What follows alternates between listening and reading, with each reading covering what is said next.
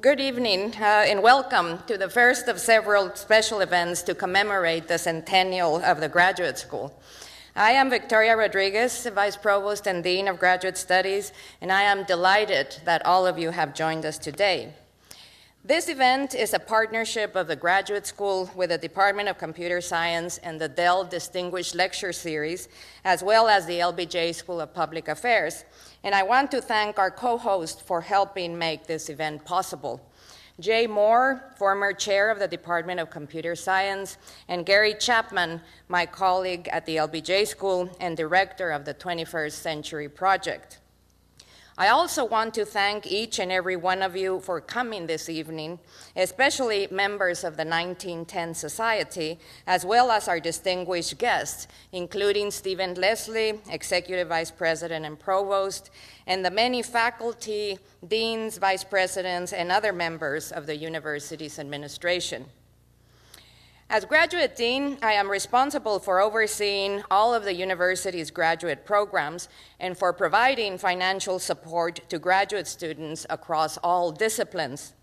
I also have the honor of recognizing those very exceptional individuals who earn their graduate degrees at UT.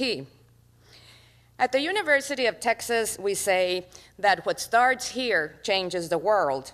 And this evening, we have a superb example in our very special guest, Robert W. Taylor. Mr. Taylor earned his master's degree in psychology in 1964, and from there, he went on to literally change the world. We are so pleased that Bob is here with us today. On this special occasion, and in recognition of his remarkable achievements, I am deeply honored to bestow upon him this year's Outstanding Graduate Alumnus Award. This prestigious award was established by the Graduate School to recognize distinguished contributions of its alumni since graduation from the university. Achievements may be in academic or professional careers, outstanding service in the public or private sector, or other significant contributions. As part of this award, the Graduate School will give two $5,000 fellowships in Mr. Taylor's name, one to a graduate student in psychology and another to a graduate student in computer science. Please join me in congratulating Mr. Taylor as I present him the Graduate School Outstanding Alumnus Award. That'll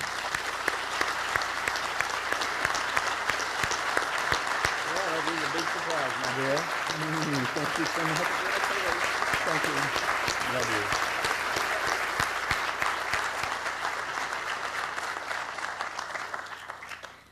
Before we begin the program, I would like to tell you a little more about the Graduate School's Centennial Celebration and the 1910 Society.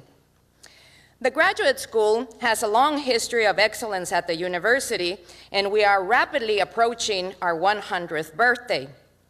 Graduate work was included from the very beginning of the founding of the university in 1883, although the Graduate School was not officially established until 1910. Today, the total number of graduate students in our university is nearly 12,000, and we confer about 3,000 master's degrees and 800 doctoral degrees annually. You might be interested to know that UT and UC Berkeley are the two largest producers of PhDs in the United States. But our graduate school is not only one of the biggest in the country, we are also one of the very best. Over 40 of our graduate programs are ranked in the top 10 nationally, and another 53 are ranked in the top 25. Graduate education plays a vital role in the success of the university, and graduate students are integral to our core educational and research mission. They work alongside the finest faculty, they inspire undergraduate students in the classroom, and they design research projects and develop new ideas that will, in time, also go on to change the world. The Graduate School has also become central to the goal that President Powers established for the University of Texas to become the top public institution in the country. As you have undoubtedly heard the President say, This cannot happen without stellar graduate programs, and this means we must have not only the best faculty, but also the best students in the nation and in the world. The most promising graduate students are attracted by our top-notch faculty, as well as other things the university has to offer, of course. We have great libraries, wonderful art collections, state-of-the-art laboratories and computing facilities, and even a pretty good football team. We also make every effort to attract and support as many graduate students as we can by awarding them fellowships. The graduate school distributes about $10.5 million in fellowships each year. And while this may sound like a comfortable sum of money, it is only a fraction of what is needed and pales in comparison to other highly ranked universities in the country.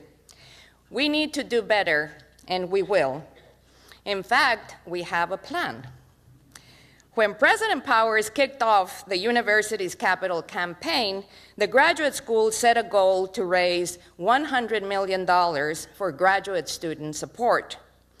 $100 million for 100 years of graduate excellence is a fitting tribute to our centennial. To help us reach that goal and to recognize the superb achievements of our graduate alumni, such as Mr. Taylor, we created the 1910 Society. Our quest is to energize alumni and friends to join the 1910 Society by making a pledge to give $1,910, or any multiple thereof, all of it exclusively for graduate student support.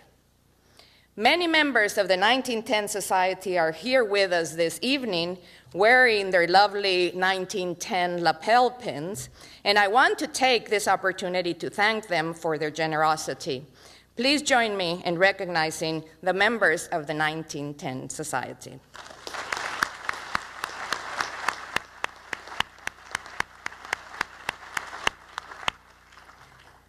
Now on with the program. It is my great pleasure to introduce my colleague, Gary Chapman. Gary is a senior lecturer at the LBJ School, where he teaches classes on Internet, technology, and information policy.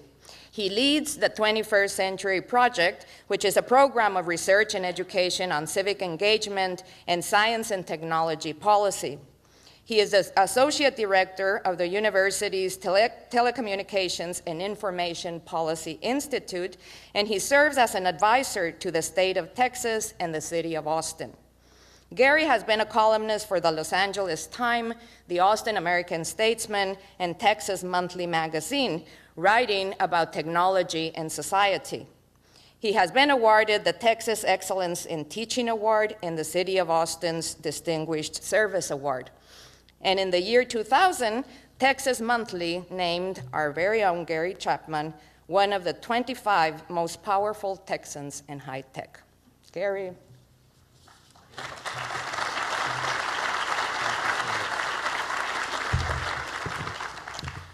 Thank you very much. It's a great pleasure to see this event happen after a long time planning and hoping that this would happen.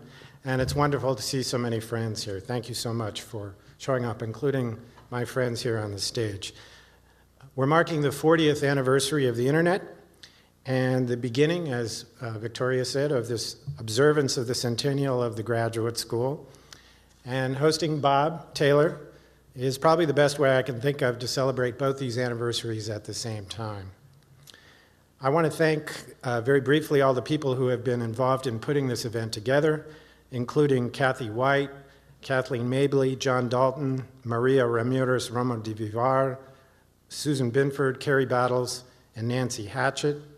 And particularly thanks to my friends and colleagues, Professor Jay Strother-Moore and Dean Victoria Rodriguez. I also want to thank Mitch Waldrop, Mike Hiltzik for coming out here to Austin to join us, and my old friend John Markoff from the New York Times. And of course, we wouldn't be here if Bob hadn't said yes, which was by no means a sure thing. So I want to thank him for coming all the way out here from California to share his time and his life story with us. I arrived in Silicon Valley in the late 1970s to attend graduate school at Stanford University, and Bob Taylor was already a legend in Silicon Valley when I got there. He had co-written this famous paper with J.C.R. Licklater with the straightforward and historic title called The Computer as a Communications Device, which I think all of us now recognize as one of the most significant and signature intellectual breakthroughs of the 20th century.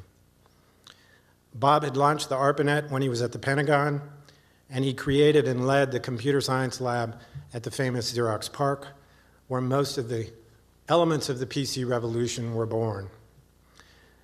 One of the things that started at PARC was a national public interest organization of computer scientists, computer professionals for social responsibility, which we're pretty sure is the first public interest organization to have been built on the internet.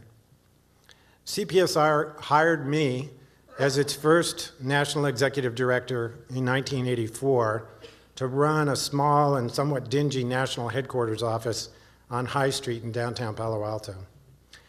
As an organization, we needed internet access because that was our principal means of communicating with people, and it wasn't easy to get back in those days. And we didn't have very much money to spend, and computers were really expensive then. So Bob lent us a Xerox Alto, which looks like this. Now, the Alto was never available to buy, so the opportunity to use one of these every day when I went into the office, even in the mid-1980s, was a pretty rare experience. It had a word processor on it called Bravo that would eventually turn into Microsoft Word, and it had an email program on it, which was something new that most people had not yet discovered. The Alto heated up my office when I turned it on. But it fascinated me nevertheless. It felt like I was seeing the origins and the creation of a new world. Now, Bob left Xerox about that same time, but he started the Digital Equipment Corporation's Systems Research Center in a building that was just around the corner from my office. And since many of CPSR's leaders went with him to DEC-CIRC, I wound up hanging around DEC-CIRC a lot, listening to the talks that were being given, and pretty much just standing around in awe of the people who were there, most of whom were the smartest people on the planet.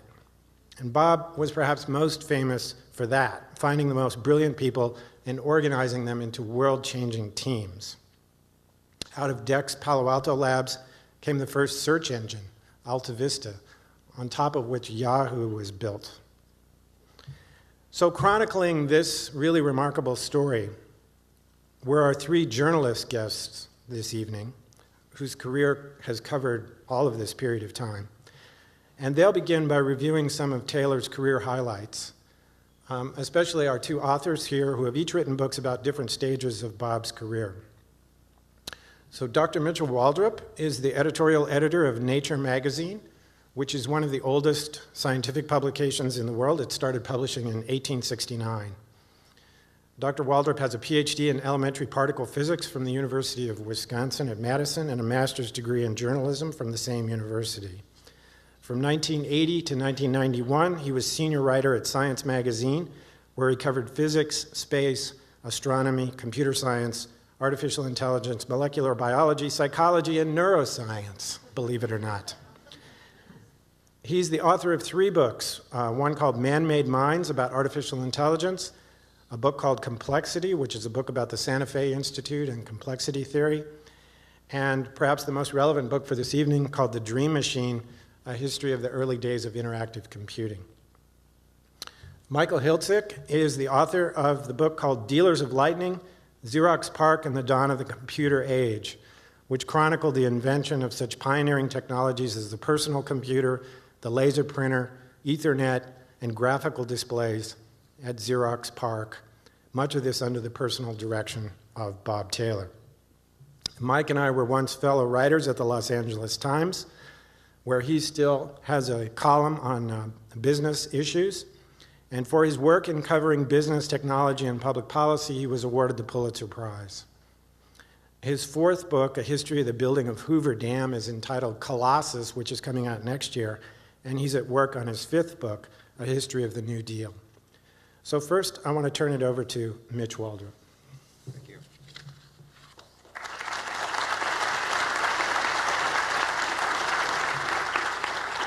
Thank you very much, and thank you all for coming. Well, this, as was mentioned, this year is the 40th anniversary of the Arpanet, almost exactly 40 years ago this month. But when I started thinking about this, I decided to cast my memories back a little bit further than that, to the fall of 1966. And that's when I was starting my sophomore year at the University of North Carolina in Chapel Hill. As many sophomores, I was still floundering around trying to figure out what my major was going to be. But I did need some elective courses, so I decided on computer programming, which was then taught in the mathematics department. This was before many places had a computer science department. The computer science almost didn't exist in those days. So I found the math building, found the room the class was being taught in, and as was my wont, I grabbed a seat right next to the prettiest girl in the class. And one thing led to another, and by and by, she and I were going on study dates. And in the case of programming class, a study date consisted of going down to the basement of the math building where there was a room full of tables, and around the side of the room were these IBM punch card machines. And these were big gray machines, had all these blank punch cards you could load in, and a typewriter. And having written out your program in a paper that was marked off in a grid, 1 letter per grid square, this was in PL1, which was then the cutting-edge programming language of the day. You would then take that and go over to the machine and punch it out, 1 program statement per card, and hope you didn't make a mistake because you couldn't erase. Okay, once you were finally done with all this, you would take the deck of cards, hopefully not dropping it. If you were smart, you put it in a box. You would then go down the hall to a window where there was a clerk who would take your deck of cards, and you could just in the background see the school's IBM 360 mainframe, back there. And they would feed this thing, line it up and feed it through. It's called batch processing. You do batches of these things at a time. And hours, or more likely days later, you would get the results as fanfold printout, and it would invariably say error in line 46, which means you had to go back and correct the card and do it all over again. Now, this was incredibly tedious, as you might imagine, but we accepted it because for me and for almost everybody else in the world, including my girlfriend, who was soon to become my fiance, that's what computers were. They were big, they were expensive, they were mysterious, they were off somewhere else in a back room. You could not get near it unless you had a special tour. They did take us back once to look at it. Not touch, just look. And the computer got the air conditioning when we didn't. And let me emphasize this. This was not just the kind of hardware we had. This is not just how computers operated. This is what computers were in some deep conceptual sense in our heads. Now, what I didn't know in that autumn of 1966 was that there were a fair number of people, not a huge number, but a fair number who were struggling to come to terms and understand a different concept of what a computer was, or what a computer could be. This was a radical minority view. It had emerged in the MIT area, in Cambridge area, in the 1950s. For reasons I don't have time to go into here, why it was MIT, though that's a fascinating story in itself. Suffice to say, there were a lot of really smart people at MIT. And it had become the official policy of the Information Processing Techniques Office and ARPA, the Advanced Research Projects Agency, which operated in the bowels of Robert McNamara's Pentagon. This was, of course, the Vietnam era, the start of the Vietnam era. Now that's another fascinating story, how that happened. But again, moving on, the notion, this vision, was that computers could interact with you, that you could give it a command by keyboard or some other means, and it would respond to you right then and there. This was an incredibly radical idea. And more than that, it wasn't simply that it would respond to you, but because it could respond to you, and in real time, you could begin to start using it in fundamentally different ways. Instead of just as a fancy calculator, a much faster version of the desktop calculators, mechanical calculators you had even then, a computer could be a device to enhance human creativity. It would do this by getting rid of all the mental drudgery of plotting data points or sorting list of things or whatever.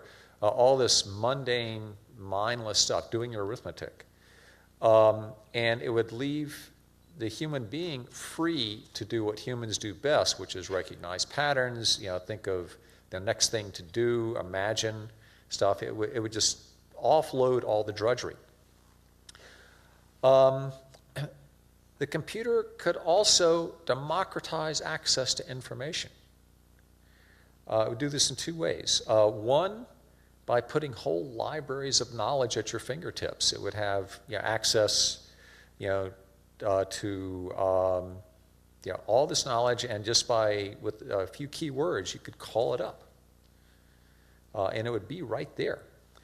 And more than that, and just as important, it would have a screen, and it would be able to display this information in humanly meaningful form, not just as list of numbers, not just as fanful printout, but as graphics, as pictures, as text that would be meaningful to you, with all these different fonts. I mean, all sorts of things that you could do. You could even imagine having an image of something that would rotate in 3 dimensions. And finally, this new concept of a computer was that it's something that can enable whole new kinds of communication and collaboration. People could communicate through the computer. They could trade files back and forth. They could meet each other through the computer. And work together from a distance. Okay, now, again, this all sounds so matter of fact and of course that it's hard to remember now, unless you're as old as I am, just how radical it is. At the time, in those days, IBM and the other mainstream computer manufacturers, CDC, all those guys, IBM in particular, which was the leader, was investing, making a bet your company investment in batch processing. It was the System 360. That was the machine my school had. And that was going to be its standard thing, and that was the future for business. AT&T, which handled communication, had a monopoly on communication, was so totally oriented around voice, it was hard for their engineers even to imagine sending data over those lines. I mean, they could do it, but it was just a trick, and the whole architecture of the system was oriented towards putting through voice calls, period. But ARPA persevered, as only a huge government boondoggle can, and kept pushing this vision. Now, these were the 1960s. This was before microchips. Intel was just getting started in the mid-60s. Actually, hadn't even started at that point. So nobody was talking about personal computers. that would have sounded like science fiction, but they were certainly thinking in terms of personal computing, slightly different concept. And the idea was to do it through something called time sharing, where you would have some big, massive, computer sitting off somewhere in an air-conditioned room. Just like it would look much like the standard batch processors, except that people would be able to tap into it from remote terminals, over telephone lines or whatever, and send their signals back and forth and be able to interact with it that way. It's not totally unlike how you interact with Facebook or Google right now, though it's somewhat more primitive. But the idea of time sharing, in fact, there was this whole concept coming out of MIT again of something called a computer utility. And the idea there, very much an analogy to electrical utilities, is computers are fantastic, and one day every city would have one. And people would tap in, and they would buy computer power as needed, and it would be great. Today we call that cloud computing, but that it was sort of they were thinking of it's one huge machine. It was basically the idea, and ARPA implemented a fantastic experiment in this called Project Mac at MIT, which was a very pioneering thing to do large-scale time sharing.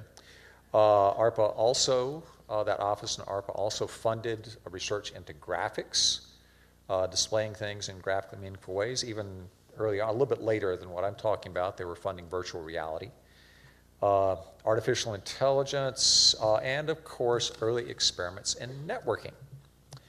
Now, this is the point in which I remind you that one of the most enthusiastic proponents of this vision was a fellow named Bob Taylor.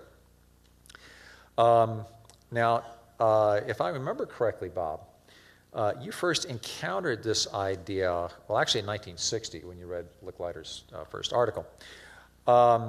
But you met in 1962 when you were at NASA as a program officer.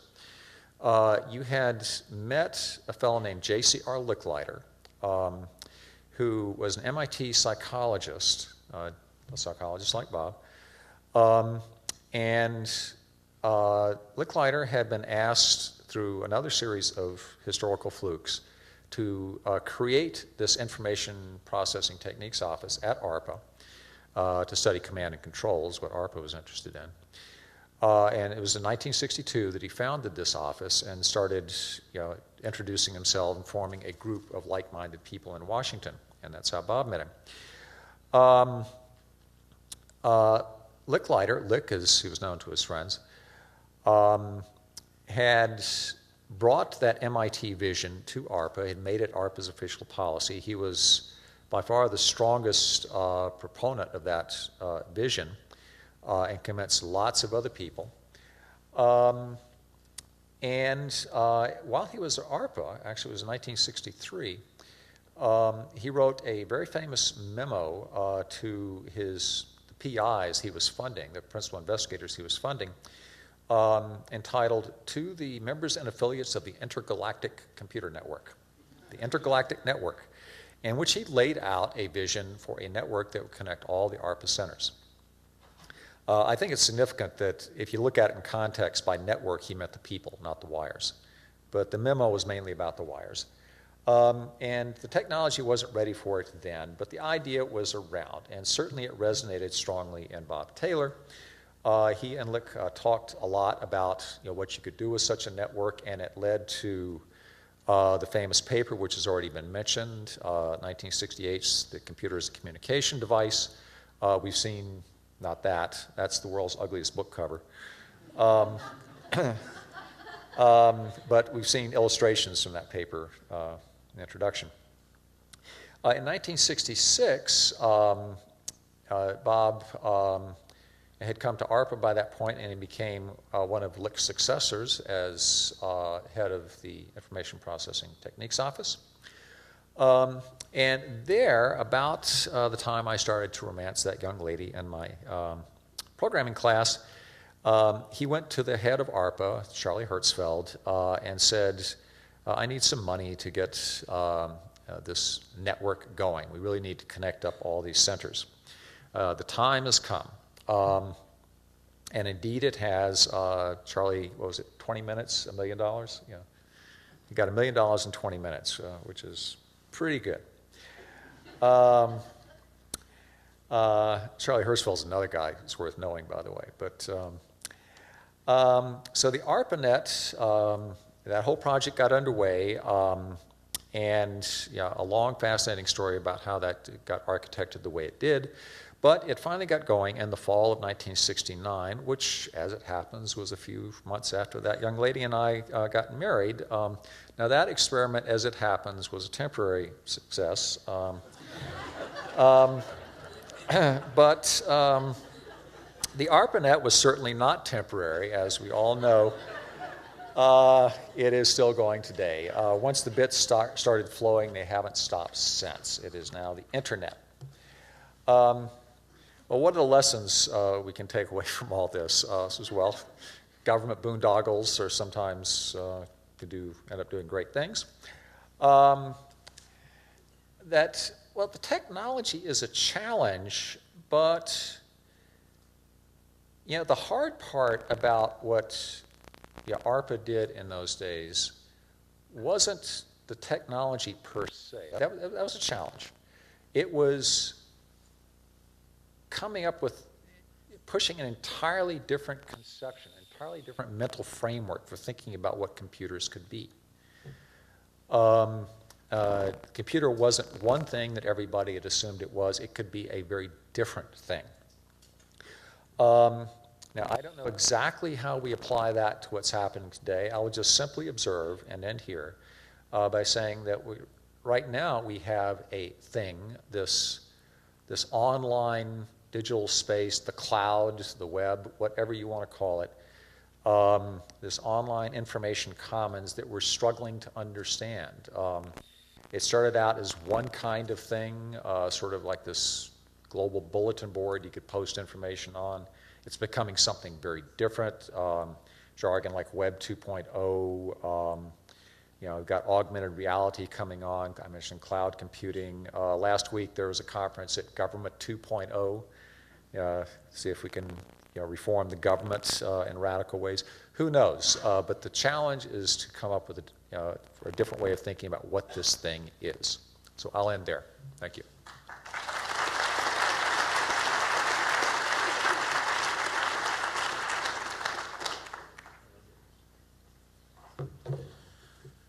Well, thanks, Mitch, for that great historical review of ARPA and its role in interactive computing. And I'd like to also express my thanks to Gary Chapman and Jay Moore and the university and Dean Rodriguez for putting this event together, and to Bob Taylor for bringing us together, because obviously this could not have been done without him. It's been probably 10 years since the last time I saw Bob.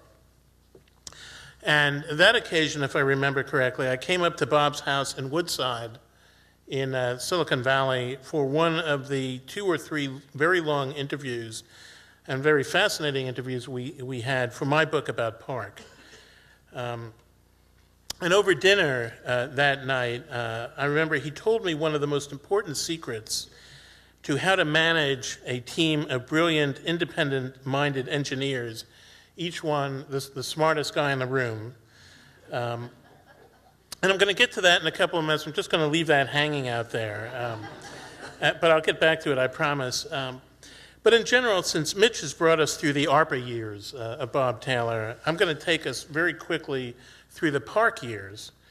And then Bob, with John's help, obviously will take us the rest of the way. But I'm going to start with the first time I heard Bob's name. It was when I was in the feasibility study stage of my book on PARC, when I was calling around to people who had worked there in the 70s to find out, first of all, if there was enough of a story for me to tell in a book, and second of all, if there was a story, as there was, it turned out, would they cooperate with me and help me tell it? So I talked to Bob Metcalf, who invented Ethernet at PARC, and Butler Lampson and Chuck Thacker, who were the architects of that Alto personal computer, that pioneering machine that, that Gary showed you, and a number of other people. And as you might expect, the name they uttered most often was Bob Taylor's. It was clear that Taylor was their inspirer, their bulwark, their wall against the outside world, the guy who had helped them do their work despite what Xerox management might have wanted them to do. And the most succinct description of his role came from Chuck Thacker, who told me, if you're looking for the magic of PARC, it was him. As a leader of engineers and scientists, he had no equal. So that was a pretty good testimony, and one of the next calls I made was to Bob, who was more than happy to help.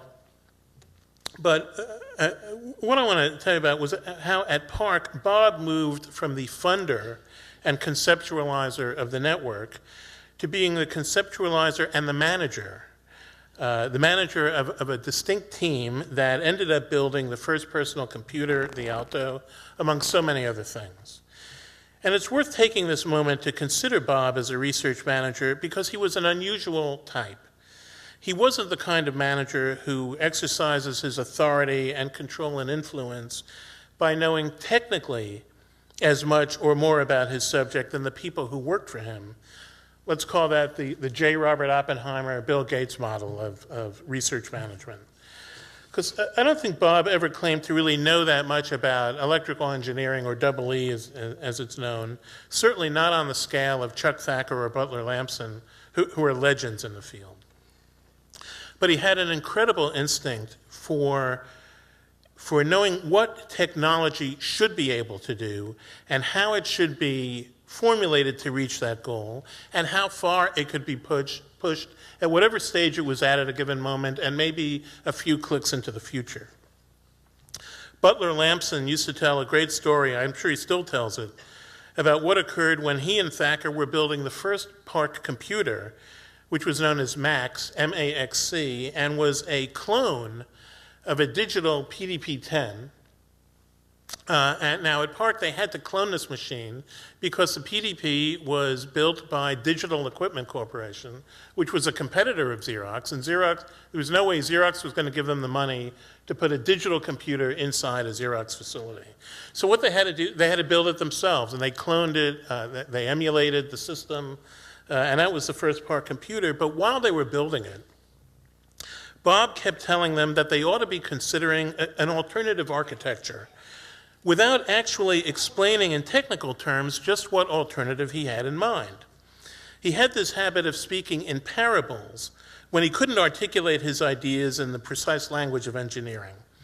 And the way Lampson put it to me was, he said, when we were building Max, Taylor told Chuck and me a bunch of stuff we couldn't understand at all at the time, and we dismissed it as the ravings of a technically illiterate manager. But looking back on it, 2 years later, it was crystal clear what he was trying to tell us to do. He was telling us, build the Alto.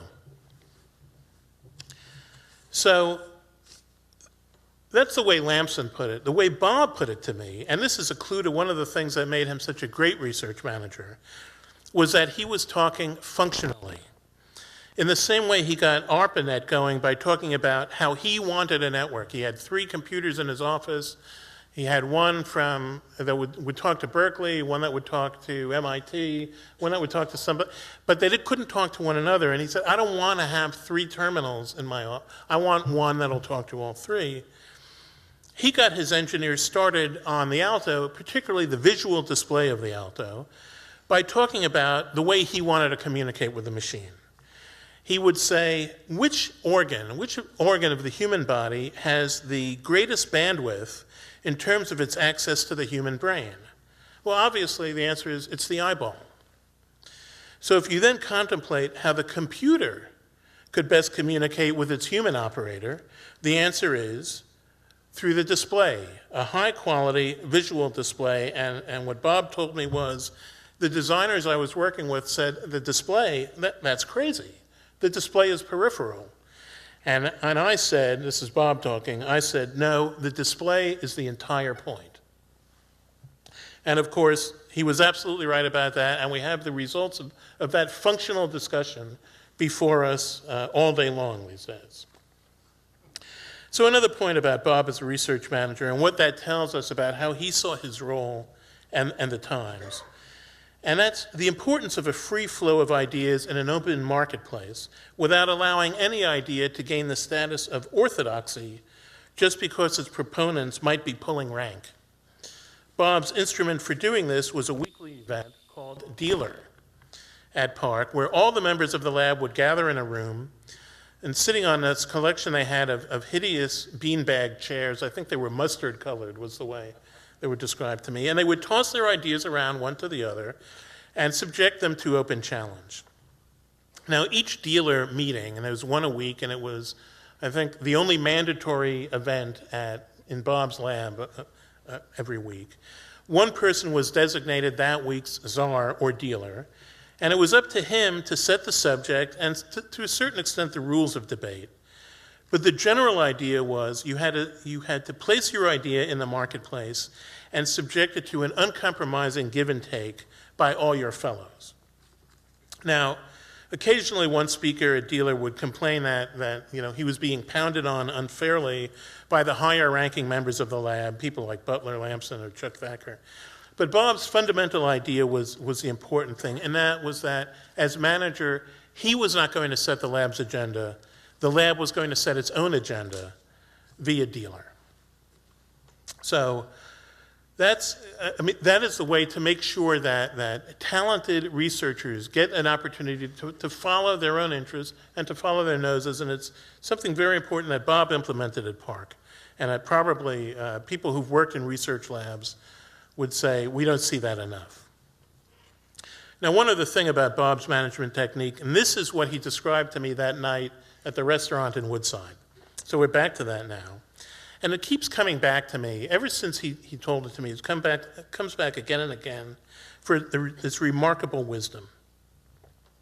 It has to do with what he called Class 1 and Class 2 disagreements. Now, if I remember correctly, the subject at hand was the relationship between Bob Metcalfe, again the inventor of Ethernet, and Chuck Thacker, whose role we've already discussed. Bob Metcalfe and Chuck Thacker never got along from the first moment they met. And that's because, there were a lot of reasons, and if you've met both of them, you would know personality had something to do with it. But as Bob put it, the two of them were locked in what he called a Class 1 disagreement. And what that meant is, as he described it to me, that's when two people disagree and neither can explain to the other's satisfaction the other's point of view. All right? We're not talking about I can't explain to your satisfaction my point of view, but I can't explain to your satisfaction your point of view. And I'm going to quote him here. He said, I'm sorry, a Class 2 disagreement, as he explained, is when both can explain to the other's satisfaction the other's point of view. And as he put it, Class 2 disagreements enable people to work together even when they disagree. But Class 1 disagreements are destructive. Most international crises and most of the pain and suffering and difficulty in the world is based on Class 1 disagreements. Thacker and Metcalfe could never reach a Class 2 disagreement, and they've been enemies all their lives. And when you think of it, Class 1 disagreements infect the Middle East, the healthcare debate, and lots of other seemingly intractable disputes that we might have in our offices or even our families. And Bob saw his role as moving Class 1 disagreements to Class 2. And I think one reason PARC ended up with such a record of accomplishment is that he managed to do that, not always, and I know there are plenty of people in the world who have enduring Class 1 disagreements with Bob Taylor, but very, very often, and that's really a key. So I'm going to close here by quickly placing PARC in the context of the research environment of its era and to try to draw some conclusions about research today. As a corporate research center, PARC wasn't unique, but it was unusual. It was a well-funded facility deliberately placed far from corporate headquarters so that it wouldn't feel constrained to work on incremental improvements to Xerox's product line, new formations of copiers and things like that. It was research, not development. But Xerox didn't really expect it to work on technologies that Xerox couldn't exploit. It was modeled after Bell Labs, but it wasn't really pointed at basic science the way Bell Labs was. It wasn't going to be researching the Big Bang, for example. Xerox did hope to productize much of what PARC created. George Paik, who was its first director, told me he had asked Xerox to hold him to a liberal standard of success, but not an infinite one. He told the Xerox recruiters, you're going to get nothing of business value in 5 years, but if you don't have something of value in 10 years, then you're going to know you hired the wrong guy. Now, I argued in my book that what prevented Xerox from exploiting so much of what developed at PARC wasn't that it didn't intend to, but that the new technologies required such a dramatic change in marketing and selling and pricing that no organization Xerox's size, and it had 200,000 salesmen at the time, all selling copiers, no organization on that scale could have absorbed this new technology without tearing itself apart. The Alto and its offspring were addressing a market that didn't even exist, remember. So to exploit it, you had to be a small organization built specifically to exploit it, an organization like Apple, which did exploit it. So what are the lessons here? Bob Metcalf told me that he thought that corporate America had taken the wrong negative lesson from PARC, which is that when you invest in basic research, you're going to get a lot of stuff you can't use, and that's an expense. Of course, everyone forgets that one of the things that PARC created was the laser printer, which made billions for the company. But in any event, this is one of the reasons that we see fewer big companies spending as lavishly on independent research centers. That reason, and also that public companies today have become much more focused on short-term financial results, in part because of pressure from Wall Street. And most in-house corporate research efforts are tied much more closely to a company's core business than PARC was or Bell Labs. And that includes Microsoft Research and Google Labs, which are working on a lot of basic things, but all with a focus on something that Microsoft or Google will be able to put into the marketplace at some point. So we're going to see a lot more speculative research being conducted in an entrepreneurial setting, helped somewhat by the venture capital sector, which is a relatively new development. And of course, whether the venture industry can support this the way AT&T and Xerox did in the past, well, this is still an open question, and we're not really going to have the answer to that for many years. But I don't think they're doing too badly yet, especially when you consider that a lot of venture funding today is coming from big corporations that are investing through in-house venture funds that enable them to support R&D both privately and through academia without making that old-style commitment to a big R&D infrastructure.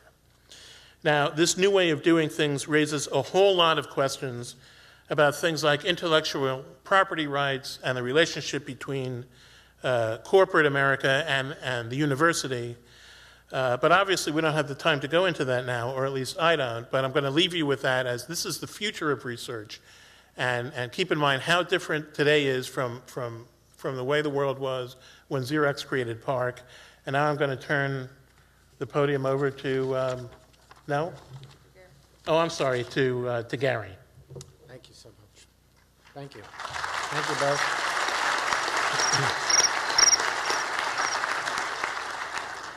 So it's now my pleasure to introduce Professor Jay Strother-Moore, who will introduce John Markoff and Bob Taylor. Professor Moore holds the Admiral B.R. Inman Chair in the Department of Computer Science, which is named after my current boss, who's sitting right here in the front row. And after getting a BS from MIT in 1970 and a PhD from the University of Edinburgh in 1973, Jay was hired by Bob Taylor at Xerox PARC, where he worked on Office Information Systems, including Bravo, the word processing program that I mentioned earlier, and on mechanized reasoning. He's the co-author of a theorem prover used today by industry to verify hardware and software.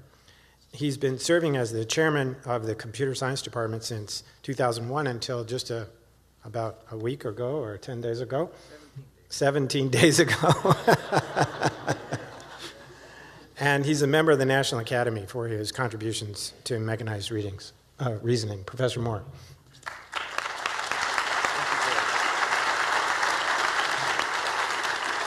So it's my pleasure to introduce both John and Bob. A few words about John. He joined the New York Times as a reporter over 20 years ago, and he now writes in the science section for the Times. He writes for the Times from San Francisco, which is just a demonstration of the wonderful properties of the net. He's also an adjunct faculty member in the Stanford Journalism Department. He's the co-author of a number of books, several of them on cybercrime and hackers, and a really fascinating book called What the Dormouse Said, How the 60s Counterculture Shaped the Personal Computer Industry.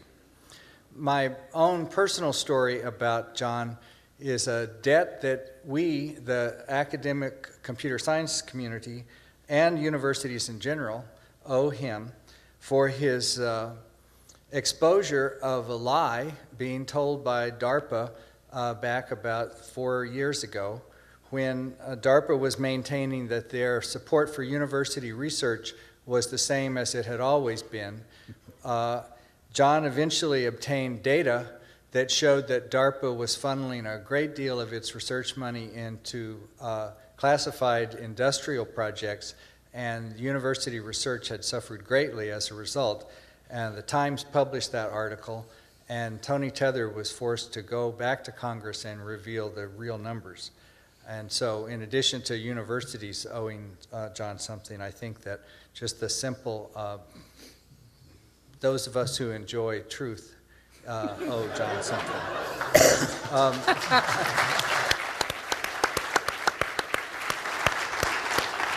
Last year, he shared the Breaking News Award of the Society of American Business Editors and Writers, and in 2007, he was named a Fellow of the Society of Professional Journalists, which is the highest honor of that organization. As for Bob, so much has been said, I won't say too much more. Let me just, Mitch described what computing was like in the 60s, and let me just say that to suggest that there was a use for personal computers back in the 60s was akin to suggesting that there was a use for personal cyclotrons. The issue of where you were going to put it in your house was less pressing than the issue of what you would do with it once it got there. And Taylor understood that there was actually an incredible market, an incredible demand, and there could be a demand and need for personal computing if the proper infrastructure was provided, and Bob set about to make that happen.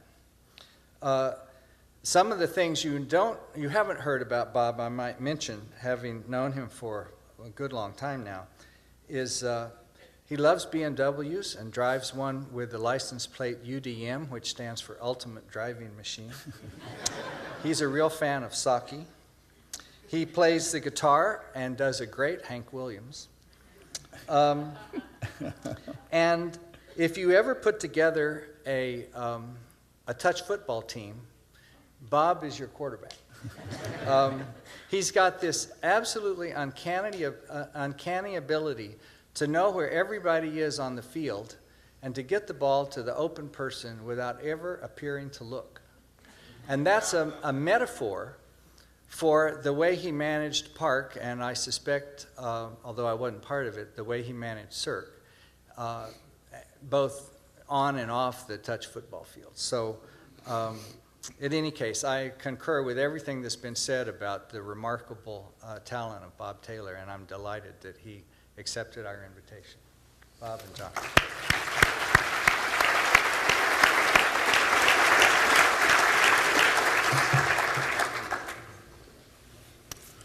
So now we're going to hear from Bob, but I just wanted to take a couple of seconds to review, because as you've all seen, this is significant, but I don't think you fully get how breathtaking what happened and what Bob did is. When I was a young reporter, they told me that if you really want to understand something, what you do is you follow the money. And so let me just review here. Bob, as a young NASA program manager, funded Douglas Engelbart, a researcher at SI International, who had some big ideas but didn't have any money, and Doug invented the mouse.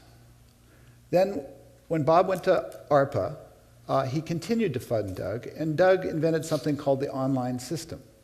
The online system was one of those first sort of prototypical personal computing systems. Much of the ideas for the things that you use, all the things you use in the modern internet and the personal computer, were contained first in that research.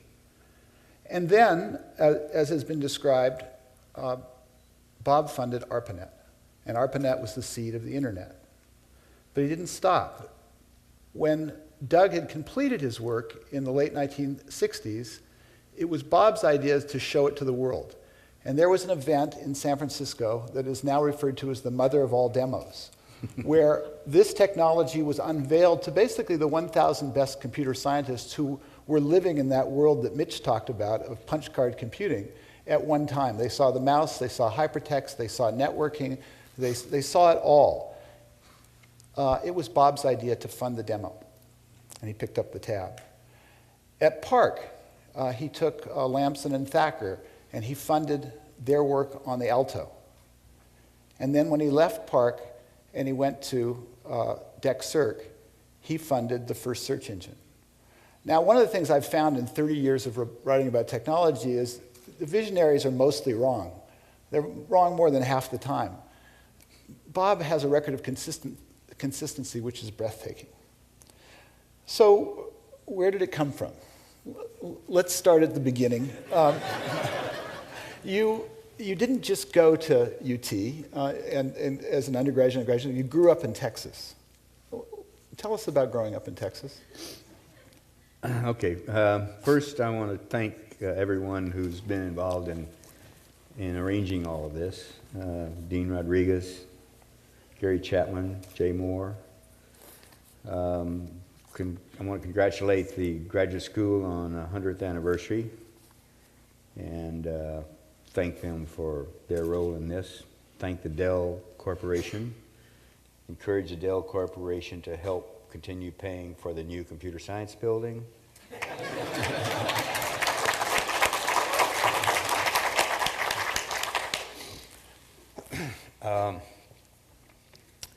It's nice to be here.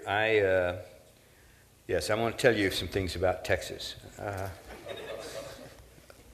I was born in Dallas and adopted 28 days later in San Antonio. I don't know how I got there, but that's the way that happened, by a Methodist minister and his wife who adopted me. I then lived in Uvalde, Victoria, Ozona, San Antonio, Mercedes, Kingsville, Dallas, and Austin. Or any of those, you heard of all those towns? I bet there's some of you who haven't heard of some of those towns. I know those towns all exist. They're, like Austin, they may be a lot bigger than they were when I lived there. My father taught in a Methodist college in San Antonio from 1936 until World War II, and we lived in San Antonio from 1936 to 1946. In World War II, he became an Army chaplain. And in many summers, both before and during World War II, I spent time in Austin with my favorite aunt and uncle.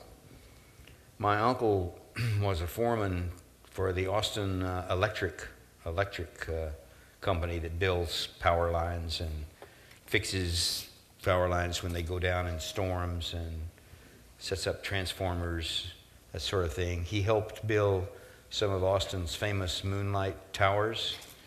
Are they still called moonlight towers? Or yeah. And so when I would be visiting them and there would be a storm, some power lines would go down at night, and my aunt would drive my uncle out to where this damage was, and the gang of linemen that he was foreman of and himself would set about in the midst of this storm trying to get these wires back up and get power restored. So I got to see a lot of Austin from time to time in the midst of a storm with people doing dangerous work on poles, fixing power lines. That's a view of Austin that very few people have seen. I also learned how to swim at West Enfield, Deep Eddy, and Barton Springs. I wonder if West Enfield still exists. Does it? Yeah. My mother and her family were all living in Austin as they grew up. My mother and her brothers and sisters were graduates of Austin High School and later went to the University of Texas. My father and mother met at the University of Texas and were married here. So I have some Austin roots that are as good as most of yours, I think. You studied psychoacoustics, and I don't think I've really, until Mike just sort of described your insistence on the display, fully understood the significance about that. But there's a direct link, isn't there, between you weren't really a psychologist, you were a physicist in psychologist clothing, perhaps? Well, the psychology that we worked on was more like applied physics than it was what most people think of when they think of psychology. I met just at the beginning of this session the fellow, Professor McFadden, who heads the lab that I worked in when I was here. We studied, I did a thesis in sound localization, trying to figure out the accuracy with which a human being can localize a sound that's out in space. If you shut your eyes and someone snaps their fingers over here, with what degree of accuracy can you point to that source? That was what my thesis was about. So we studied the auditory nervous system fundamentally. And in experimental psychology in those days, you also studied the visual system. And you learned some things about the human nervous system and physiological psychology. So that played a role in your observation or someone's observation about thinking of the eye as a focal point for a pipeline from the computer to the brain. That was pretty radical for that point in time, wasn't it? Yeah. There was not a lot, there was a little bit of graphics work, but there was not a lot going on in terms of visual computing. Right. So no wonder they didn't understand what you were talking about. But we also invented something called a bitmap display, which made this much more attractive in that every little pixel on the display was represented by a place in main memory. So memory was more expensive than it is now. And so the Alto cost too much money to be commercially available, mainly because of the memory. But if you understood Moore's law, as we did then, we knew that an Alto memory that might cost $7,000 in 1974 would cost $30 10 years later. Moore's law and integrated circuit technology in general is very predictable. Every year or two, why prices are cut or performance is increased just predictably. Because it's so predictable, this is why I find hardware less interesting than software. Of course, hardware is required for a computer to work, but I promise you it's software that makes it hum. It's software that is the glue necessary to put systems together. How many of you have programmed? Oh, wow. That's impressive. How many of you have punched cards? Oh my God. Okay, so you understand what Mitch was telling you. Well, the first time I wanted to use a computer was to process the data from my thesis, my graduate thesis that I just mentioned to you. So I went over to the UT Computer Center, which was, of course, in those days a batch processor. And this guy in a white coat behind the glass wall introduced me to the key punch machine and explained to me all the rigmarole that Mitch accurately and completely described to you a while ago. It's just like Mitch said. Exactly. And I was appalled. I mean, and after I thought about it for a while, I was angry. And back in my lab, I had a Monroe calculator, about like that sat on a table. And I just went back to my lab and programmed up my data with this Monroe calculator. I'm not going to touch that key punch machine and go through that ridiculous card business. It's just unbelievable. But I didn't know what to do about it. You know, I was offended, but I didn't know what to do. I thought it was insulting. Because I knew that the computer could manipulate symbols. You know, it used high voltages and low voltages to represent ones and zeros, and that ones and zeros could be combined to represent letters, and letters could be combined to represent text, all right, and text could be combined to represent knowledge. Why can't computers do that? It's just so obvious, I think. I do. So, but I didn't know what to do about it. 2 years or so later, I read this article that Mitch also mentioned, written by J.C.R. Licklider, known as Lick to his friends, who later became my mentor, one of them. And the title of this article was Man-Computer Symbiosis. He proposed a symbiotic relationship between computers and humans. And I read this article, and it was a eureka experience for me. That's what we do about computers. So from then on, the course of my life was pretty well set. And not a year or two later, I found myself working as a program manager for NASA headquarters, and this proposal came across my desk that John mentioned from Doug Engelbart, and he wanted to work with computers like this, so I funded him right away. And then Lick came to set up this program in ARPA that Mitch told you about, the research program, and eventually convinced me to go join ARPA. But it seems that from the time Lick had started these time-sharing projects that I told you about, that Mitch told you about. And that was the birth of interactive computing. Well, that was part of the birth of interactive computing. A fellow named Wes Clark, who is an unsung hero, a huge hero, had invented what I think of as the first personal computer. Back in 61 or 62, it was called the Link. Now, it was designed only primarily for medical laboratory use. So it wasn't what you would call today a general purpose computer, but it was personal. It was relatively small. It had a small display, and you could interact with it, with its program, and it helped the medical researcher in monitoring and running medical experiments.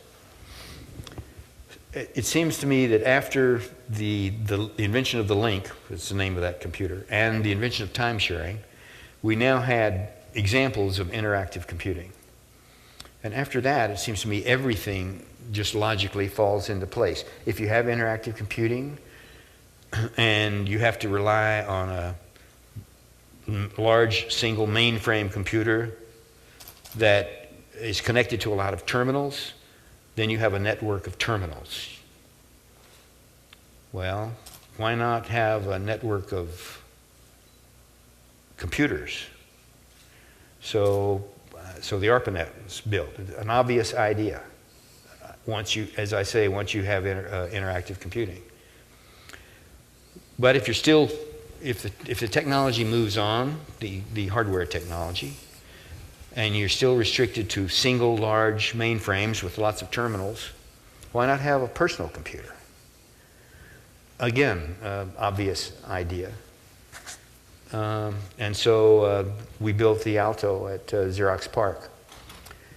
And so now you have a network of computers.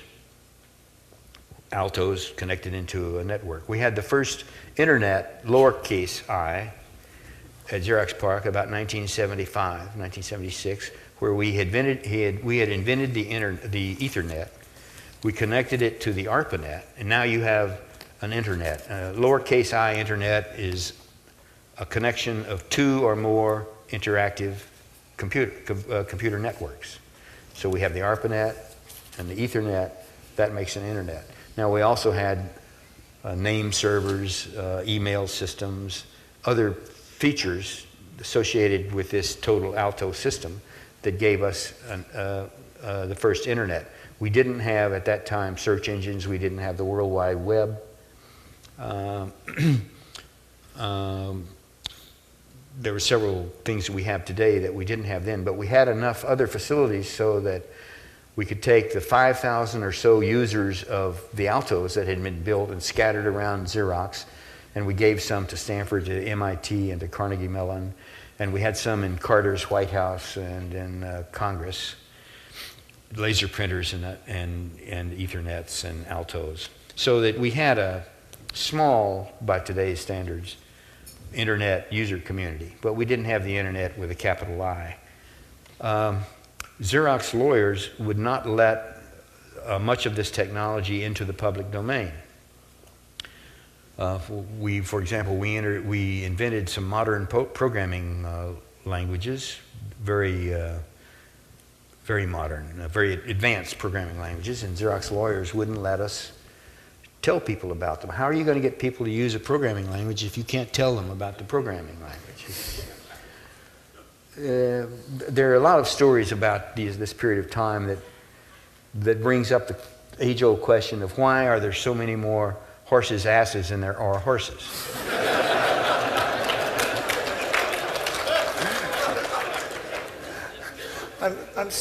I'm still, before you go on horses' asses, Yeah. I want to sort of get into that, your formative, the things that help form your thinking. Were you out of school and in industry by the time of Sputnik?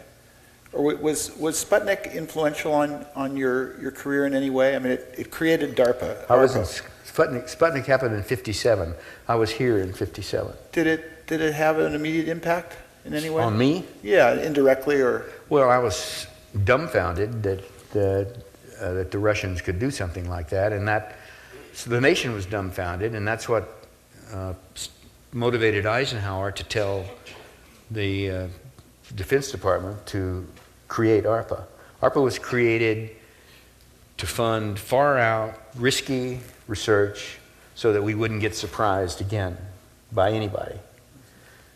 And so the first programs in ARPA were all space programs because Sputnik was a space program. But then a few years later, 2 or 3, NASA was created. So all the space programs in ARPA were moved to NASA, and that left ARPA free to start new research programs, and that's when they started computer research programs. Okay. So it got brought up, but tell us about the moment that you came to sit down in your office and you were confronted by the 3 terminals. Well, ARPA was, I was in ARPA, and we were supporting research efforts at universities and a few research centers other than universities in interactive computing, and I had terminals in my offices to 3 of these systems that we were supporting so that we could sit down and use these systems and sort of keep up with what's going on, and sometimes we would learn of some new program that someone had written at one of these places, and they would tell us how to log on to their system, and we could use that program or examine that program. So there were these 3 terminals there, each to 3 different systems. These systems were all geographically separate. 2 were in California, 1 was in Massachusetts. And ones in California were 400 miles apart, in northern and southern California. So again, an obvious idea. It's silly to have to move from one of these chairs to the other one. Was the idea of the intergalactic network firmly embedded in your mind? I mean, was that a concept that you brought with you to ARPA? Was it on your to-do list when you came? Oh, yes. When I went to ARPA, I thought, well, now what is it? I'm only going to be here a short time because no one should stay in a job like that for more than 4 or 5 years, I thought. So what is it that I really want to make happen? And that was it. You know, I wanted to interconnect these So I don't want geography to be in the way of people who have mutual interests. So we used the Arpanet, which was not an internet, you understand. It was a single network. We used the Arpanet to make it possible for researchers at one place to communicate in various ways through programs or data or email with other researchers in other places. So you had a community of people who shared interests because they were all doing computer research. So it was natural. So one of the things that struck me the first time I visited PARC, it was not only different because of the kind of computing it was working on, it was different architecturally, particularly CSL, and I got a little bit of an insight that you're something of a frustrated architect, or you were. Yeah. So they mentioned the beanbag chairs, but that was part of a much broader vision of the way people should work I think together. Michael said they were all mustard color. That's not true. And they were not ugly. I think he said they were ugly. They were all different colors. I mean, any one beanbag chair was a single color, but all the different chairs were different colors. I want to get that very important point. But it wasn't just beanbag chairs. That's what everybody's taken away. But it was a broader vision of how people should collaborate. Well, maybe you're talking about the way I conned the management of PARC to let us redesign the floor plan for our own spaces. Yes. Well, so when we started PARC, we were in a rented building, and plans were laid to build a much bigger permanent facility. And and a few years later, those plans were ready, and the architects showed us the plans. There were 3 or 4 different laboratories in PARC. And my lab was less than 1/3 of PARC in terms of numbers of people. So they showed us these plans, and the building was built into a hillside overlooking Silicon Valley. By the way, Silicon Valley is misnamed. You see, it should be called Software Valley. But that's an aside. And this building was built into a hillside. What happened? Hello? Can you hear me? Yeah. Get rid of this. And the weather in that part of the world is very nice most of the year. But the architects had made use of lots of glass, but they had no atria. So you had this long building, but the middle of it was dark in terms of getting sunlight. And so we asked the architects to go back and redesign the building and put some atria in it, which they did. Then they came back, and the hallways, like the original design, the building was long, and it had 2 major hallways running down it. This new design had the atria between the hallways. But off of 2 major hallways was office, office, office, office, office, office, office, office, office, office, office. Very boring. You know, you walk. It's not interesting at all, and didn't really take advantage of some things that are important with regard to having people more accessible to one another. Because if you wanted to talk to someone at the other end of the building, or even at the other end of your lab, you had to walk this long linear distance. So I thought, well, we can redesign this and have, as John said, I'm a frustrated architect. We can have offices that are sort of around a central area, here and here and here and here, and so the areas of the offices are also around another central area. You understand? You got the picture? But the PARC management wouldn't allow this because we'd already sent the architects back for a redo the first time around. Well, our lab had a contract, an open contract with an outfit across the bay called M&M Designs. This was not an architecture outfit. This was an outfit that designed printed circuit boards. And so I got my private architect who had done some work for me in my house And I told him what I wanted in the way of a new design for our lab. And he took the drawings from the standard architect, and he did them according to what I wanted, redid them. And we sent a check to M&M Designs, who sent the check to my architect. It's called money laundering. Well, but now we have to convince, so now we have a completed design, all right, and it didn't cost Xerox management anything, they thought. And how do we convince them? We take it to them and they say, well, but how much does this cost compared to what the original design was?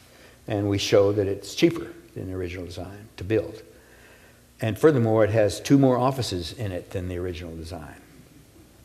Oh, they couldn't think of any reason to object. This is sort of like the invitation I got from Gary and Jay Moore. When they first asked me to come here, I said, I don't travel anymore. I don't want to do that. I love Austin, but I'd rather stay home. And because when I leave my immediate neighborhood, my quality of life goes down. But then Gary ticked off this whole list of things. Well, we'll do this and this and this and this, and he listed so many things. It was like our building plans for our lab. I couldn't think of anything to object. So if I had said no, I would just be hard to get along with, you know. So you took about a half a decade or 6 years, and you gave this Fortune 500 company a product to basically change the world, and they weren't able to capitalize. They weren't willing to. Well, I wanted to ask you why. What was your... Why weren't they willing to? Why weren't they willing to? What was the... Well, that's complicated. Well, first of all, they were a copier company. They were not a computer company. Copiers, selenium is an important element in building copiers. Silicon, as you know, is an important element in building computers. And we used to say about Xerox that the selenium tail wags the silicon dog. When I first visited the Copier Research Center in Webster, New York, shortly after joining Xerox, the director of the center came to meet me in the lobby, and he said, the first thing he said to me is, you know, the computer will never be as important to society as the copier. End of discussion. So there are certain cultural problems, I guess. Then, in the late 70s, after we had our systems up and running in PARC for several years, Xerox held a meeting in Boca Raton, Florida, that they called Futures Day. Well, it was a 3-day meeting. The last day was called Futures Day. And the chairman of the president of Xerox had 250 of the top Xerox managers come to this 3-day meeting to talk about planning for Xerox and so on. And on the 3rd day, he had asked us to put on a demonstration on stage of all of our stuff for this audience of 250 managers and their wives. So we did that, and it went very well. And in the afternoon, we took down all this stuff from the stage and moved it into a large room and set up different demonstration booths, sort of, areas around this big room to allow the people to come and sit down and use the Alto and use email and print on the laser printer and so on, use all the properties that we had been using ourselves in our daily work for several years. And a strange thing happened. The men stood around the outside of all of these demonstration areas and wouldn't go sit down at an Alto and use it. And the women all came, every one of them, and sat down at all of these different places and were thrilled and enchanted. Men don't type. That was their ethic, you know. I don't type, my secretary types. And the women, a lot of them, had been secretaries, and they loved it. So You knew there was you trouble. put these things together, right? You know there's trouble. Yeah. Right? You know. So 1978, in return for permitting Xerox to invest in Apple, Xerox let Steve Jobs visit your lab. Right. I was out of town at the time. Otherwise, But it reduced. otherwise I hate to think of what would have happened. It reduced one of your researchers to tears. She had to be forced to let the Apple guys visit. That's right. Yeah. Wasn't one. She didn't work in my lab, but she was a computer researcher. Yeah. Yeah. There was a story when I was mentioning software a while ago that I wanted to be sure and tell you. It's a NASA story. It may not be true, but it's a good story. It could be true. NASA, for all of its in each of its launch vehicles, it was worried a lot about the weight of the vehicle, naturally. And so they had a set of guys who would come around to the various projects and weigh various components that were going to be in the spacecraft. And so they came around once to one of these projects, and they said, "We're here to weigh your computer." And they said, "Okay, here's the computer." They weighed it, and the weighers said, "Okay, that's good. Now we're here to weigh the software." and they were told, "Well, the software doesn't weigh anything." Oh, they wouldn't believe it, but eventually they went away. They came back and a few days later, and they were very angry. They said, "You told us the software didn't weigh anything, but we found a closet full of shoe boxes full of cards with holes punched in them. And that weighs a lot." And we said, "Well, the software's in the holes."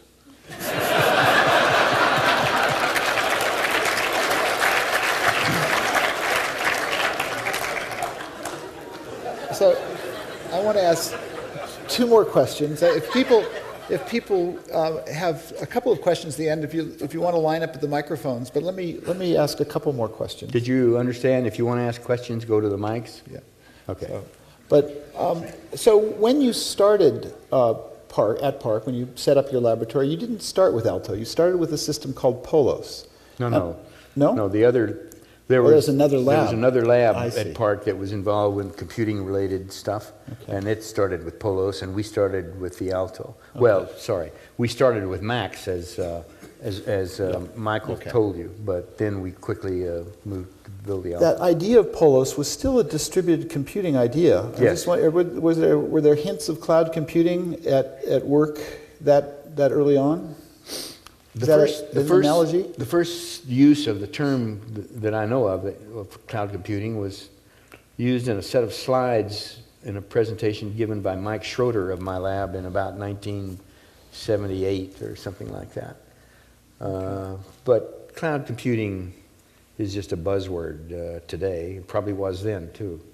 It just means putting certain stuff that you want to use not just on your own computer, but locating it elsewhere on the net in somebody else's computer or some computer that you rent time on or something like that. It's not a very, it's a distributed computing idea, but it's not as exciting as it once was. It's sort of old hat. It's plumbing. But people are using it a lot now as though it were something new. It's just part of the advertising that goes on.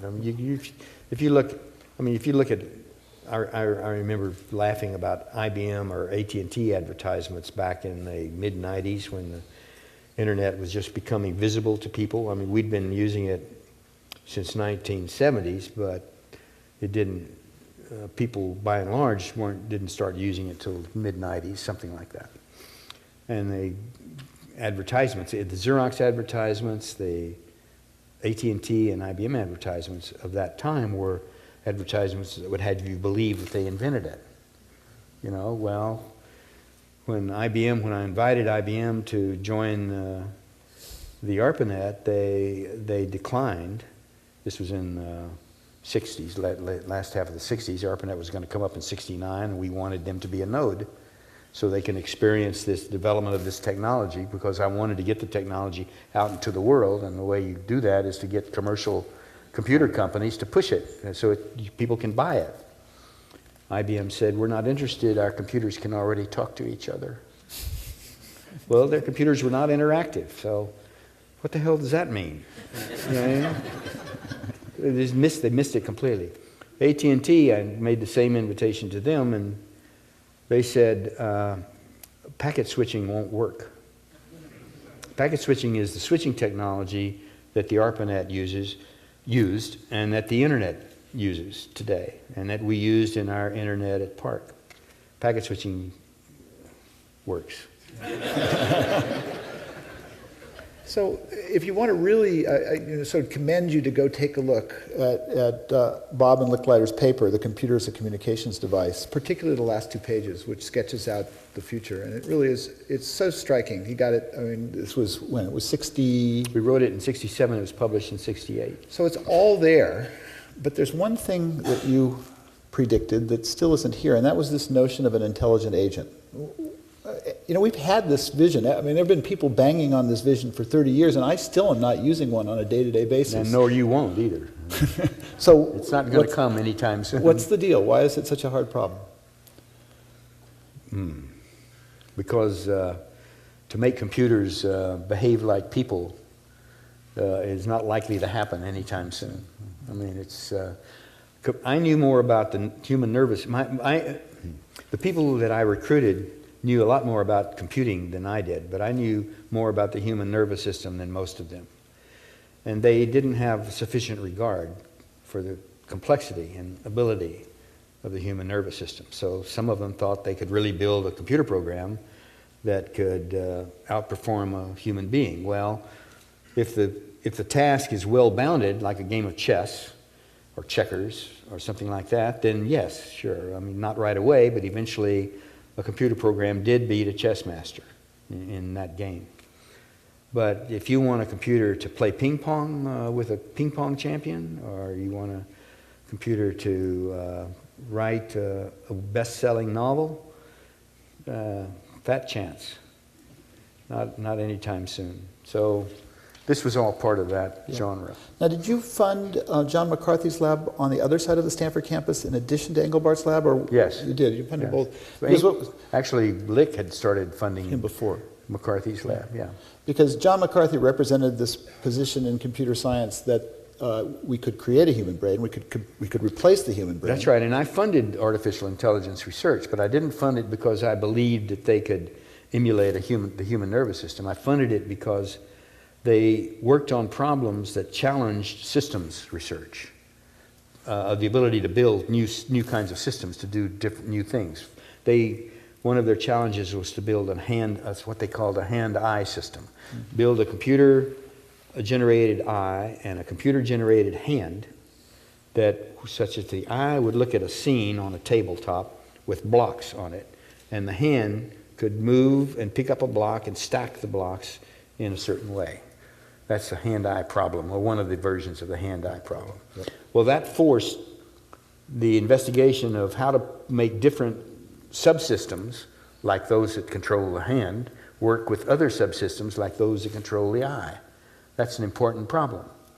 So I funded artificial intelligence when I was in ARPA because they were on the lunatic fringe of looking at what was possible, not because I thought they could create a nervous system. Yeah. Any idea where the lunatic fringe is today? They're still lunatics, but I don't... No, I'm retired. I've lost track of them. Fair enough. Well, thank you. Let's give Bob a warm applause.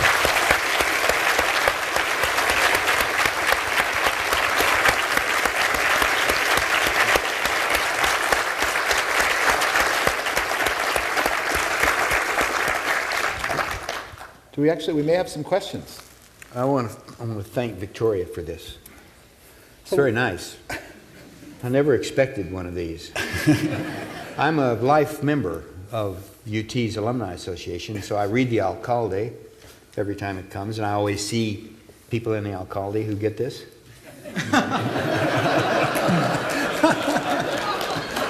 Let's take on the right-hand side first.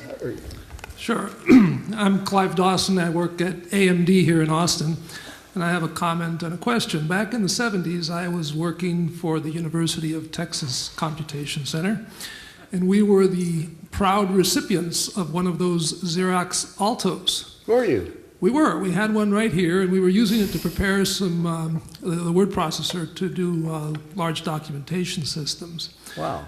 The gal that was basically operating it, I think this Alto must have come to us with a shortage of that very, very expensive memory, because she measured response time on that system by the number of lines of knitting she could do on her Afghan. Yeah, But- some Altos did have less memory than others. The question I had was dealing with your comment about how hardware was less interesting to you than software. And I was wondering if you could comment on the notion that the Moore's Law reduction in price and increase in power of hardware has been the single most important factor in the decrease of the skill and ingenuity of the software developers who did fascinating work in squeezing, incredible amount of productivity out of a 1 MIPS machine like a PDP-10 who could support 100, that could support 100 users. And that we're not going to see that stuff ever again until we hit the hardware wall. Well, I understand your question, but the answer is that as the hardware increases in capability and decreases in cost, the thing that changes is not the ability of the software people, but their ambition increases. So as they get more ambitious, they try to build larger and more complicated programs, and you have what you described. Now, if you could keep their ambitions down at the level that the hardware that they had 5 years ago forced them to stay at, then you're right. We would have improvements. But how can you control somebody's ambition if the hardware allows more stuff? Then by God, I'm going to give it more stuff, right? Over on this side. Thank you. You're welcome. Yes. Hello, my name is Juan Takeda. I'm a PhD student in computer science here. Well done. Good choice. Thank you. And first of all, it seems like all your ideas have been so obvious to you, and I just find that fascinating. And now we're hearing about this thing called the Internet of Things. And I don't know if you've ever thought that we were going to be going to that, or what is your opinion? I have no idea what that is. Well, it's actually from, Yeah, PARC came up with this notion of ubiquitous computing.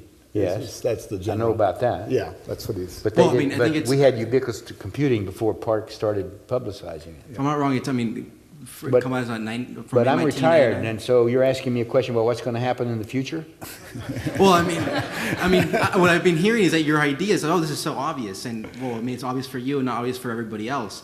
I'm just wondering, you have everything on the internet and everything be connected. What is your opinion of how can we evolve? You What's want the to next know thing? you want to know what the next obvious thing is?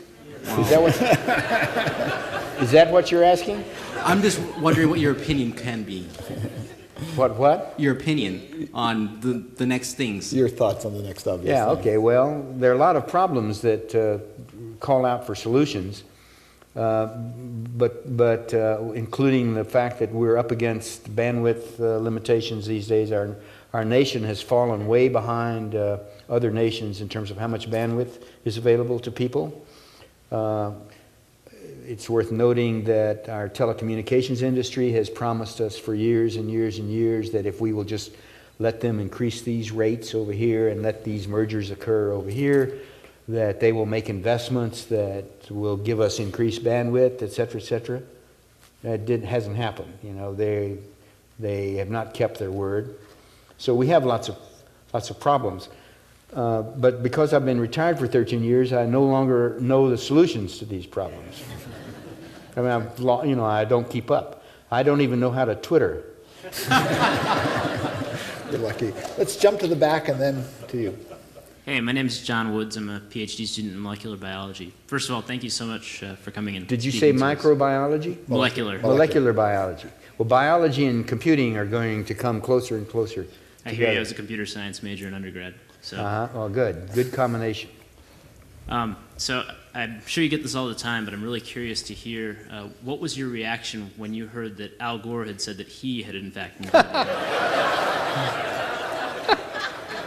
Well, I'm glad you asked that question because I want to tell you, Al Gore never said that. Yep.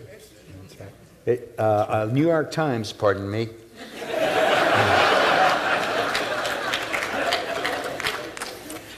A New York Times reporter claimed that he said that in print.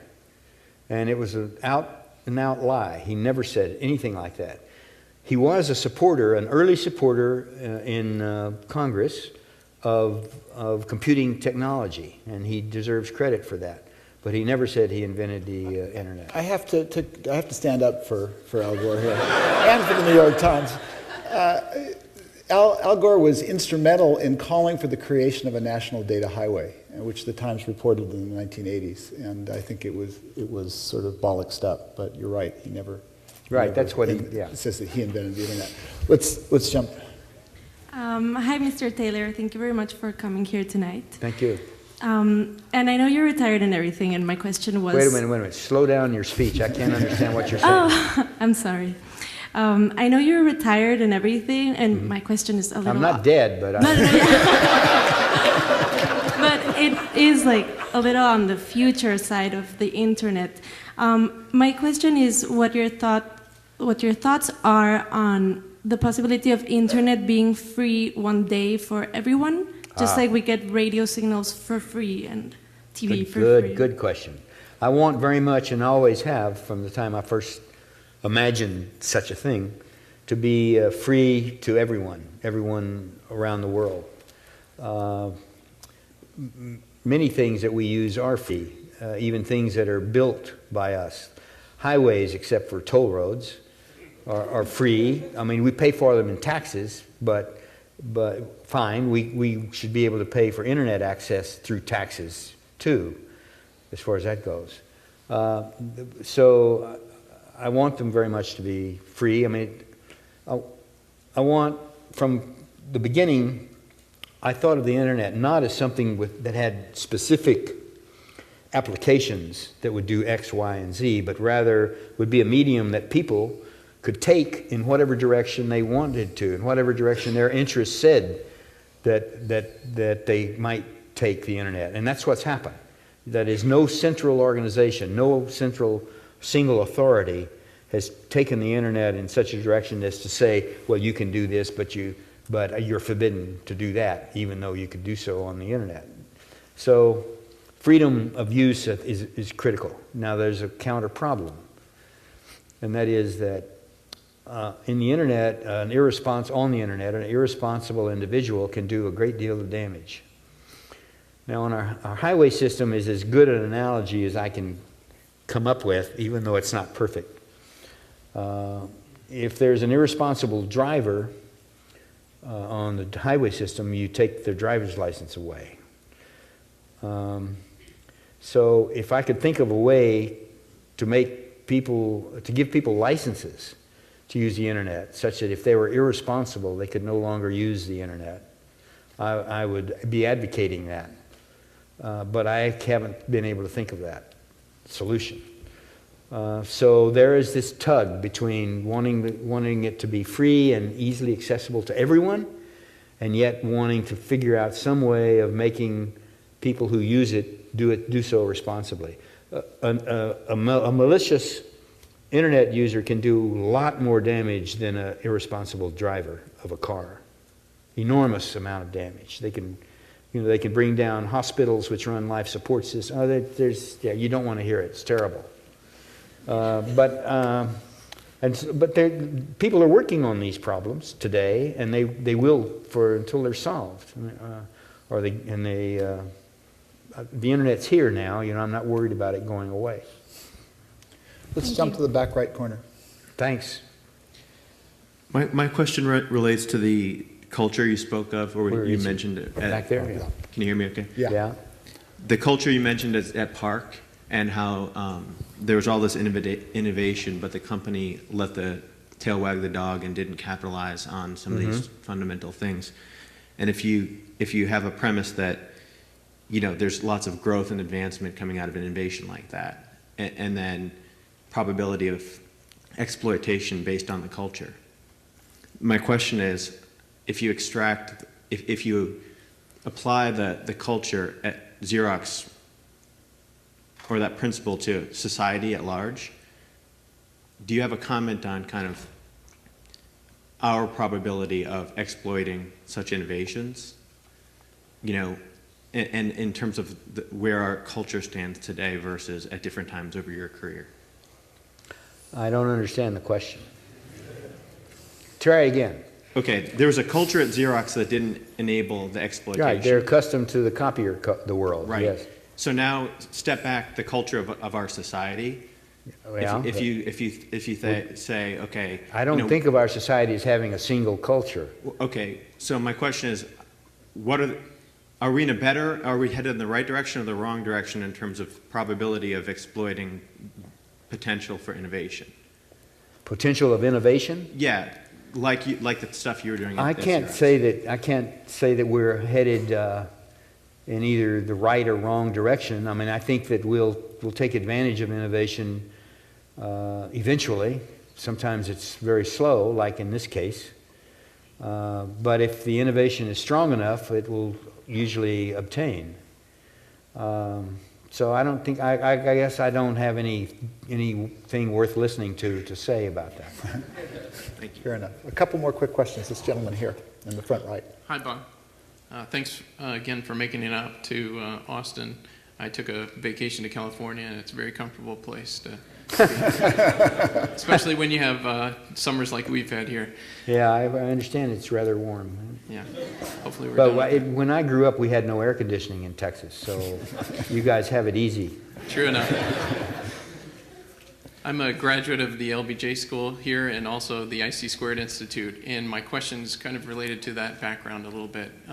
Given your background in working for both public and private organizations in a research capacity, I'm wondering what you think the role of government should be in terms of developing new technologies, especially with the kind of shift in focus of the current administration? That's a great question. If I had had the opportunity, I would have planted that question in you.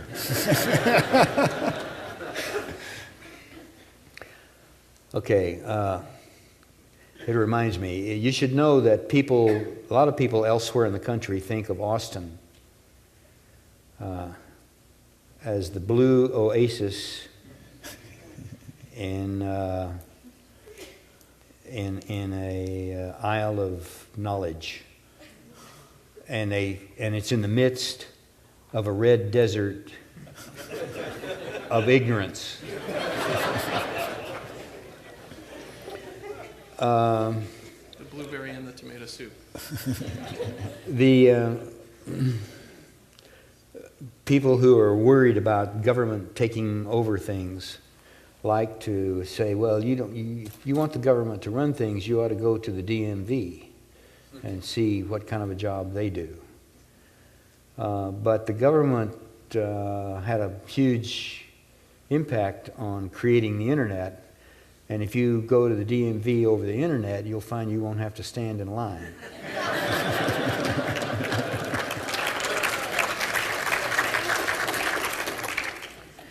So, furthermore, it's my private opinion that private companies, I guess starting with the health insurance industry, deliberately harm individuals for profit. And the government does not deliberately harm individuals. They harm individuals through incompetence sometimes, okay? But they don't do it deliberately. And there's certain private industries that do. So I hope that the government has a strong role in innovation, but there's a strong role for the private sector as well. We just have to be careful about how we give them latitude. Nobody's interested in creating private armies or private navies. We're willing to have the government do that. Okay, we're willing to have the local government support fire departments and police departments and parks. No one's arguing that private industry ought to take that over. So private enterprise, private industry is very important for our nation, but this dichotomy between private industry can always do this better than government, or vice versa, is false and sad and divisive. And these people ought to know better. Two more quick questions. The folks on the next. So my name is Philip Verheiden. I'm a senior undergraduate student in computer science. Good. And my first question you actually answered earlier with it was about the licensing issue on the internet. The what issue? The licensing. Oh, and right. How, licensing users, Right. which you answered earlier. My next question was about your thesis and about what you actually found how good humans are at directing where the sounds came from. People can, on an azimuth plane, can localize sound within 3 degrees. The Navy sponsored this research. I was working for DRL. There used to be a lab here called the Defense Research Lab. I don't know, I think it's now out at Balcones, reconstituted in something else. Huh? Applied Research Lab. How are you, Bobby? Nice to see you. When sonar operators are trained to try to localize sound, and they have earphones to pick up the sound. So the Navy was interested in accuracy to the extent to which they need to be augmented for greater accuracy. That's why they sponsored the work. The thesis was published in the Journal of the Acoustical Society of America, not in a psych journal. So it's another instance where being labeled a psychologist is a bit of a misnomer. A final question from the back. Thank you, Mr. Taylor. My name is Douglas Hackney. I'm an author and entrepreneur, recent transplant from San Diego to the beautiful area of Austin. Good. Finally saw the light. My question relates to your overview of modern computing versus your vision. What elements of modern computing do not encompass your vision? Or maybe to flip that's a better way to ask that. When you were all sitting around on the beanbag chairs thinking about what it was going to be like when everybody caught on to what you were thinking about, what didn't make it? What's not included now that was a part of your vision? The thing that first comes to mind is increased bandwidth. That is, we would have believed that we would have much greater bandwidth today than we have. So such that, for example, we could imagine sitting in a chair and having a display or maybe eyeglasses that would give us an idea of what we call today virtual reality. That is, you could navigate any place in the world. Suppose you wanted to be on the Finger Lakes in northern Italy, around Lake Como. You could go there in a virtual reality sense. Things like that were imaginable, but we still can't quite do that. We can do some pretty interesting things in that regard, and the movie industry has done some really interesting things with regard to that kind of thing. But we can't sort of online immediately go sit in some magical chair and go to Lake Como. That would be nice. You ever been to Lake Como? It's pretty nice. Once again, let's thank Bob for this evening.